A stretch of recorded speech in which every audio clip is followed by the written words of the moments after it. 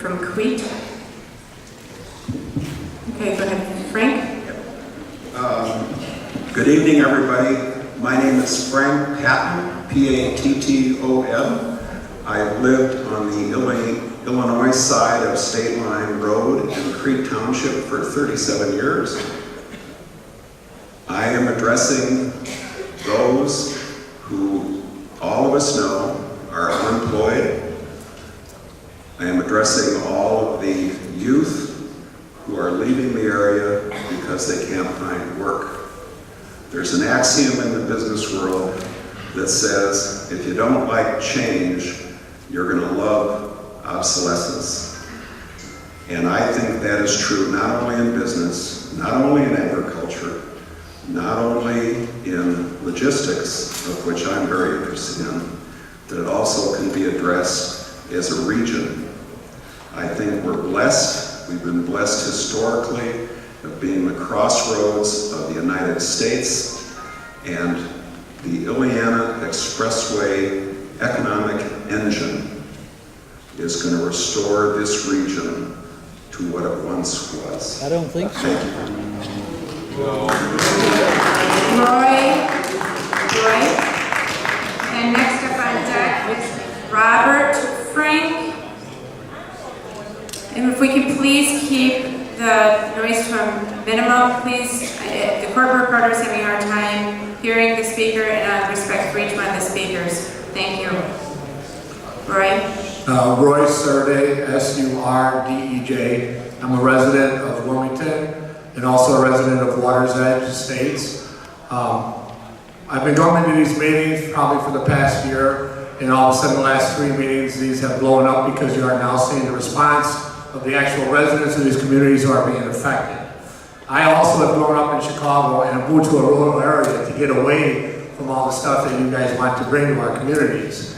I have no problem, we all understand the need for growth and the need to move the truck traffic that has brought about us, but to displace any resident in any community, not just Wilmington, but any city this affects, to misplace or take revenue down from the city, a city of any sort, to accommodate this highway, which will not be for car traffic, but will be strictly for truck traffic, no matter how it's told, is uncalled for. I really think that the way IDOT and NDOT are going about their presentations are throwing a vast stress on a lot of people. You know, we talk about death by heat, exhaustion, and the hot times, we talk about death by snow, but how many of these people, these old people are retired, are going to suffer strokes through the idea of worrying about if their house is going to be gone next year? Please hold your applause, please. Thank you. Go ahead. You know, they came out with a letter about 2 weeks ago to the city of Wilmington saying they're going to move a study to the south of the high tension wires.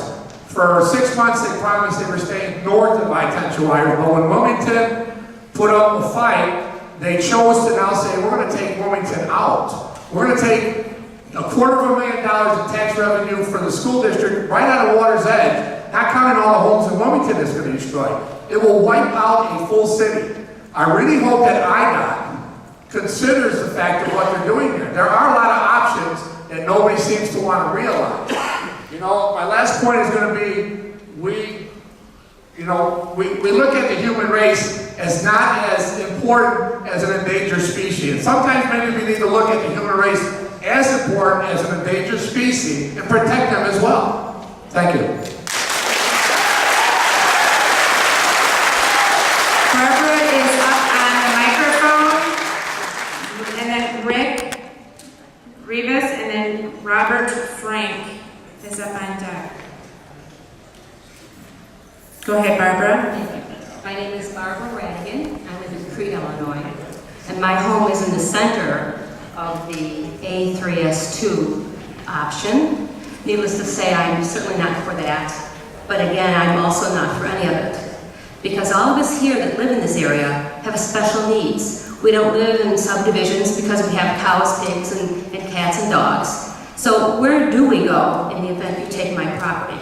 And if you do take my property, and anyone else's property that's involved here, then what kind of compensation will I really get from the quick take? From what I can gather, They can mean quick take, and it means that we're out of there, or I'm riding off the horse we came in on.